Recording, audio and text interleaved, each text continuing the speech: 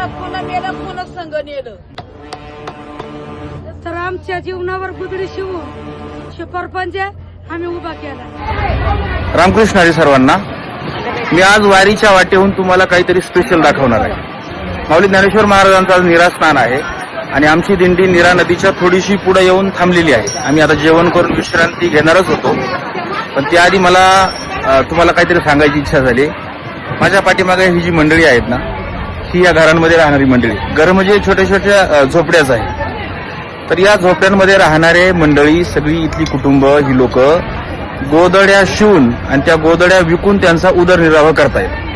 आणि आज माऊली ज्ञानोबरायांची पालखी त्यांच्या दारासमोरून जाते आणि शेकडो वारकरी इथं थांबलेले आहेत. एकाही वारकऱ्यांनी स्वतःहून यांना विचारलं नाही, पण सकाळपासून या सगळ्या छोट्या छोट्या झोपड्यांमधली लोक वारकऱ्यांच्यासाठी स्वतःहून उत्स्फूर्तपणे जेवण बनवतायत, जेवण तयार करून वारकऱ्यांना खाऊ घालतात.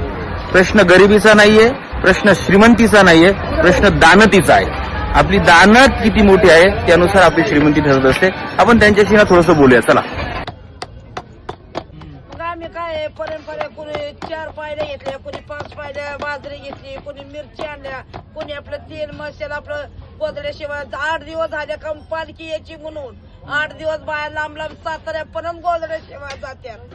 गोदडच्या घरी माणूस गेलं, दारात कोणी रुपये देतं, 8 देतं, कोणी थांबीत बी नाही. पुण्याचं काम आहे, पुण्य पुण्याचं काम आहे. आबा पुन्हा मेलं पुन्हा संघ नेलं. मग आम्ही जसं मिळन तसं आम्ही वार करायला आम्ही जेवण घालतो. बाबा या बाबा आमच्या तरी मिळन ते तुम्हाला जेवायला घालतो आम्ही. आई बेसन भाकरी खाऊन जा.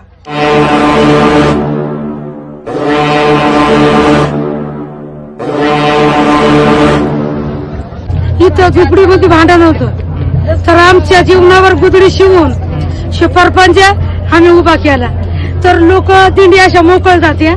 आम्हाला असं वाटलं की थकवा आला, त्यांना थकवा आला, या चहा प्या, आंघोळ करा आणि जेवा आणि जावा, हे माझं म्हणणं आहे. ताई, सासरून माहेरी आलात ना? हो, काही सण नाही, उत्सव नाही, नेमकं काय कशाला आलात तुम्ही आता? माऊलीची दिंडी जेवण करण्याचा इथं आलो. माऊलींच्या वारकऱ्याला जेव घालायला दरवर्षी येतात का तुम्ही? दरवर्षी येतात. दरवर्षी एवढीच श्रद्धा आहे तुमची माऊलींवर? एवढं मानता तुम्ही माऊली?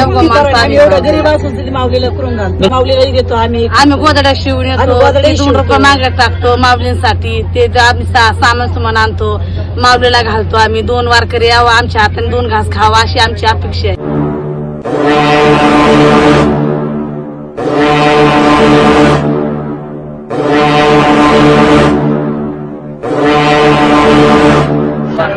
बघितलं ना, वारी जी आहे ना ती तुम्हाला आयुष्यभर पुरेल असे अनुभव देऊन जाते. म्हणजे कधी कधी असं पाहायला मिळतं की एखाद्या बंगल्याच्या आडोशाला सुद्धा एखादा माणूस उभा राहायला नकार देतो, राहू देत नाही.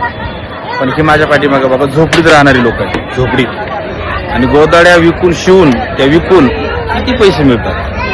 आणि अक्षरशः सकाळपासून रस्त्यात यांच्या घरातली माणसं उभी आहेत आणि एक एक माणसाला हाताला धरून जेवायला आणून बसवतात.